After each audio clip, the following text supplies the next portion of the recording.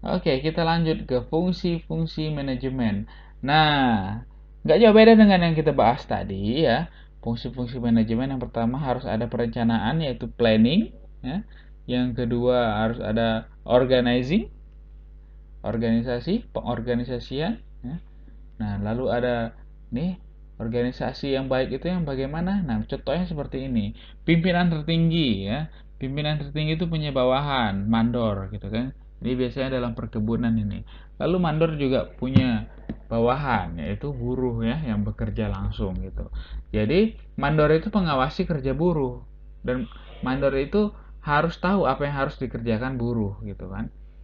Nah, lalu apa yang harus dikerjakan mandor, pimpinannya ataupun misalkan manajernya itu juga harus tahu gitu. Lalu di atasnya lagi misalkan direkturnya itu harus tahu bawahannya mengerjakan apa gitu. Jadi berjenjang dia. Oke? Nah, ini dia. Ini dia garis organisasi. Lalu ada organisasi fungsional. Apa itu organisasi fungsional? Ya, organisasi yang disusun berdasarkan sifat dan macam-macam fungsi yang harus dilaksanakan. Nah, itu berdasarkan fungsinya itu organisasi fungsional. Jadi pada umumnya itu digunakan pada perusahaan-perusahaan yang pembidang tugasnya digariskan secara tegas. Contohnya ada unit produksi, ada unit pemasaran, unit keuangan. Nah, makanya kan direktur utama itu bawahannya itu ada direktur keuangan, direktur pemasaran, direktur SDM gitu kan, direktur produksi. Nah, biasanya kan di perkebunan kan seperti itu. Nah, itu disebut dengan organisasi fungsional. Tapi kalau garis ke bawahannya, ke bawah ya, buruh, mandor, pemimpin itu disebut garis organisasi. Oke, sekarang garis organisasi dan staff. Itu juga termasuk unsur-unsur manajemen ya. Jadi ini masih bagian dari organisasi. Lalu ada organisasi panitia gitu. Jadi kalau organisasi garis dan staff itu ini tipenya organisasi yang besar gitu. Sama kayak perkebunan tadi. Ada staff-staffnya dia. Jadi pimpinan, ya kan? Pimpinan tertinggi direktur utama, lalu dibantu dengan direktur pemasaran, direktur produksi, lalu di bawahnya nanti ada kepala bagian gitu kan, di bawahnya nanti ada staffnya. Nah, lalu di bawahnya itu lagi nanti ada yang di lapangan itu ada uh, mandornya gitu. Di bawahnya lagi ada buruh. Nah, itu dia. Oke. Kalau organisasi panitia. Nah, kalau ini dia sifatnya ini terbatas, hanya untuk event-event tertentu saja ini organisasi panitia. Misalkan kalian mengadakan apa nih? Panitia Isra Mi'raj. Nah, hanya pada event tertentu itu aja. Itulah yang dimaksud dengan organisasi panitia gitu. Oke. Lalu ada actuating ya. Yang pertama tadi planning, yang kedua organizing, yang ketiga adalah actuating. Actuating itu pengarahan. Dalam manajemen kita harus bisa mengarahkan tindakan apa yang harus dilakukan bawahan kita gitu. Nah, jadi tindakan mengusahakan agar seseorang atau semua kelompok mau bekerja dengan senang hati untuk melakukan tugas pekerjaannya sesuai dengan tugas dan wewenang untuk mencapai tujuan. Lagi-lagi itu semua untuk mencapai tujuan. Jadi, bagaimana kita bisa mengarahkan dengan baik bawahan kita, maka itulah manajemen yang baik gitu. Jadi kalau misalkan kita hanya perintah-perintah aja, kita bentak-bentak dia, terus dia nggak senang, dia jadi malas, dia ogah-ogahan kerjanya, nah kita berarti bukan seorang manajer yang baik. Kita harus tahu menempatkan diri. Nah, seperti itu ya.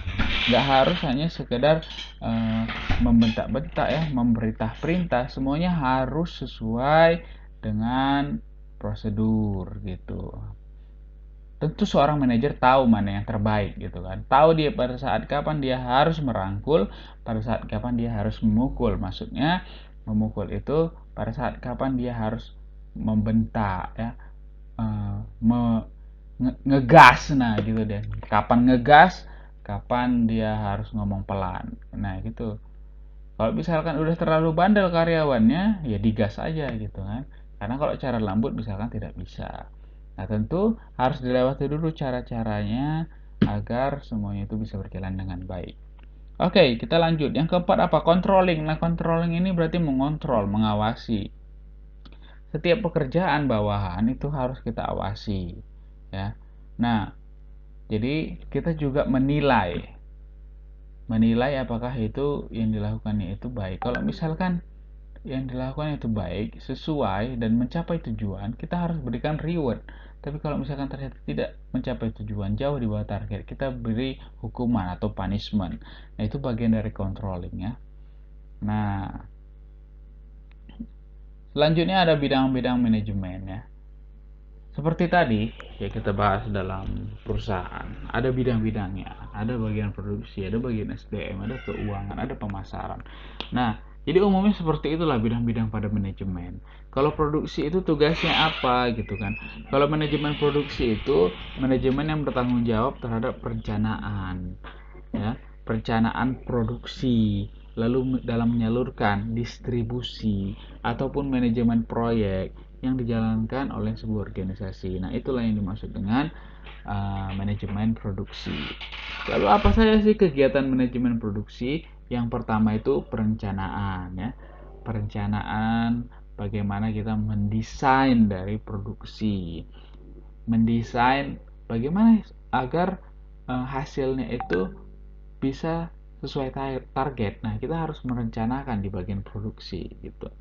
Lalu selain itu juga harus ada pengendalian kalau misalkan terjadi hama, apa yang harus dilakukan gitu. Nah, itu bagian dari produksi. Jadi segalanya itu sudah harus direncanakan di bagian produksi. Lalu pengawasan itu juga bagian produksi. Nah, selanjutnya nih, manajemen personalia. Personalia ini berarti dia berkaitan dengan sumber daya manusia, ya. Jadi kalau misalkan sumber daya manusia kaitannya dengan karyawan, ya. Nah, bagaimana kita itu mengatur karyawan itu ada di manajemen personalia gitu. Nah, jadi manajemen sumber daya manusia sering disebut dengan manajemen personalia. Nah, ini dia kan, yaitu bagian dari manajemen yang memfokuskan perhatiannya pada faktor produksi tenaga kerja dalam suatu organisasi agar tujuan yang telah ditetapkan dapat dicapai secara optimal. Nah, itu kurang lebih seperti itulah. Jadi intinya manajemen personalia berkaitan dengan sumber daya manusia gitu. Jadi kalau misalkan nih perekrutan karyawan baru, siapa yang melakukan? Yang melakukan manajemen personalia. Nah, HRD itu dia, ya, HRD. Jadi HRD itu Human Research and Development. Nah, itu bagian sumber daya manusia. Kalau misalkan ada pelatihan-pelatihan, juga bagian dari personalia gitu. Oke. Tujuan dan manfaat manajemen sumber manusia, sumber daya manusia itu apa aja?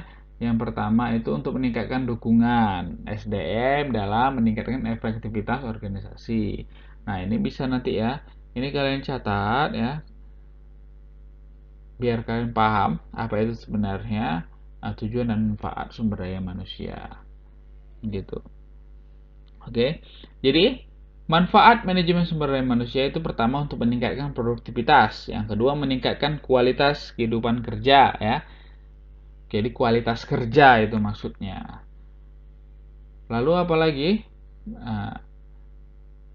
tentang bagaimana sih kegiatan manajemen sumber daya manusia. Nah, ini tadi yang saya bahas tadi. Mengadakan pegawai, berarti kan perekrutan pegawai, perekrutan karyawan. Lalu apalagi? Pemilihan tenaga kerja, menyeleksi, ya. Jadi tidak semua yang mendaftar itu diterima, harus diseleksi dulu. Nah, siapa yang bertugas menyeleksi itu ya bagian dari personalia gitu. Nah, melakukan penyeleksi pegawai untuk menentukan posisi jabatan yang sesuai. Setelah diseleksi ditentukan dia ini cocoknya di mana? Di bagian produksi kah? Di bagian keuangan kah? Di bagian pemasaran kah? Atau di bagian yang lain? Nah, gitu. Lalu mengadakan pelatihan dan pendidikan untuk pegawai. Nah, ini kan, ini bagian sumber daya manusia. Jadi nanti kalau misalkan kalian jadi direktur di sebuah perusahaan, kalian sudah tahu ya apa yang harus dilakukan produksi, apa yang harus dilakukan personalia, ya. Lalu nanti kita bahas juga apa yang harus dilakukan dari pemasaran gitu kan. Juga biasanya di perusahaan itu juga ada bagian hukum. Nah, seperti itu. Jadi kalau misalkan seorang direktur utama itu dia